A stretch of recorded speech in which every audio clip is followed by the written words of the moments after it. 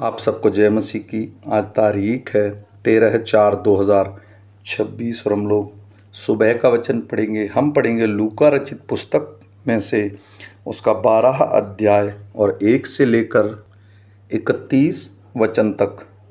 इतने में जब हजारों की भीड़ लग गई, यहाँ तक कि वे एक दूसरे पर गिरे पड़ते थे, तो वह सबसे पहले अपने चेलों से कहने लगा, फरीसियों के कपट रूपी खमीर से चौकस रहना। कुछ ढका नहीं जो खोला न जाएगा, और न कुछ छिपा है जो जाना न जाएगा। इसलिए जो कुछ तुमने अंधेरे में कहा है वह उजाले में सुना जाएगा, और जो तुमने कोठरियों में कानो कान कहा है वह छत पर से प्रचार किया जाएगा। मैं तुम से जो मेरे मित्र हो कहता हूँ कि जो शरीर को घात करते हैं परंतु उसके पीछे और कुछ नहीं कर सकते, उनसे मत डरो। मैं तुम्हें चिताता हूँ कि तुम्हें किससे डरना चाहिए।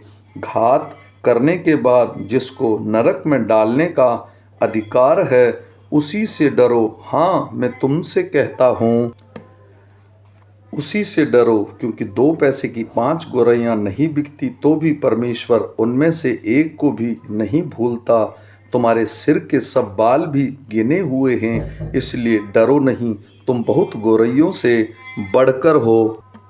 मैं तुमसे कहता हूँ कि जो कोई मनुष्यों के सामने मुझे मान लेगा, उसे मनुष्य का पुत्र भी परमेश्वर के स्वर्गदूतों के सामने मान लेगा। परंतु जो मनुष्यों के सामने मेरा इनकार करे, उसका परमेश्वर के स्वर्गदूतों के सामने इनकार किया जाएगा।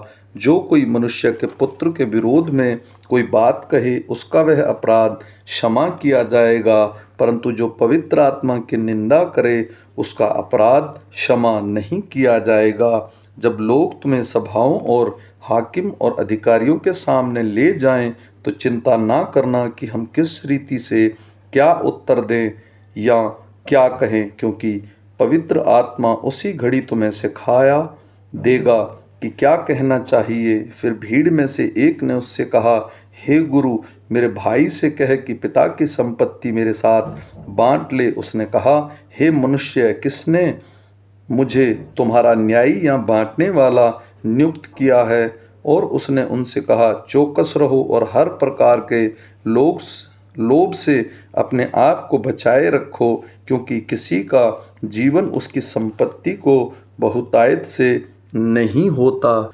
उसने उनसे एक दृष्टांत कहा, किसी धनवान की भूमि में बड़ी उपज हुई।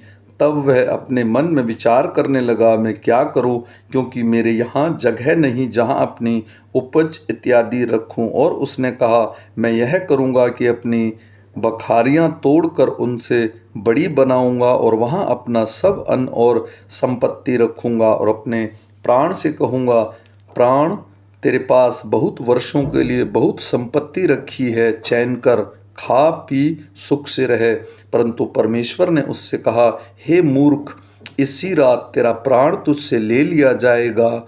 तब जो कुछ तूने इकट्ठा किया है वह किसका होगा? ऐसे ही मनुष्य भी है जो अपने लिए धन बटोरता है परंतु परमेश्वर की दृष्टि में धनी नहीं। फिर उसने अपने चेलों से कहा, इसलिए मैं तुमसे कहता हूँ, अपने प्राण की चिंता न करो कि हम क्या खाएंगे, न अपने शरीर की क्या पहनेंगे, क्योंकि भोजन से प्राण और वस्त्र से शरीर बढ़कर है। कौवों पर ध्यान दो, वे न तो बोते और न काटते, ना उनके भंडार होते, ना खत्ता होता, तो भी परमेश्वर उन्हें पालता है। तुम्हारा मूल्य पक्षियों से कहीं अधिक है। तुम में से ऐसा कौन है जो चिंता करने से अपनी आयु में एक घड़ी भी बढ़ा सकता है? इसलिए यदि तुम सबसे छोटा काम भी नहीं कर सकते तो और बातों में क्यों चिंता करते हो? स्यूसियों के पेड़ों पर ध्यान करो कि वे कैसे बढ़ते हैं। वे न तो परिश्रम करते न काटते हैं, तो भी मैं तुमसे कहता हूँ कि सुलेमान भी अपने पूरे सारे वैभव में उनमें से किसी एक के समान वस्त्र पहने हुए न था। इसलिए यदि परमेश्वर मैदान की घास को, जो आज है और कल भाड़ में झोंकी जाएगी, ऐसा पहनाता है, तो हे अल्प विश्वासियों, वह तुम्हें क्यों न पहनाएगा। और तुम इस बात की खोज में न रहो कि क्या खाएंगे और क्या पिएंगे, और न संदेह करो, क्योंकि संसार की जातियां इन सब वस्तुओं की खोज में रहती हैं, और तुम्हारा पिता जानता है कि तुम्हें इन वस्तुओं की आवश्यकता है। परंतु उसके राज्य की खोज में रहो, तो ये सब वस्तुएं तुम्हें मिल जाएंगी। आमीन।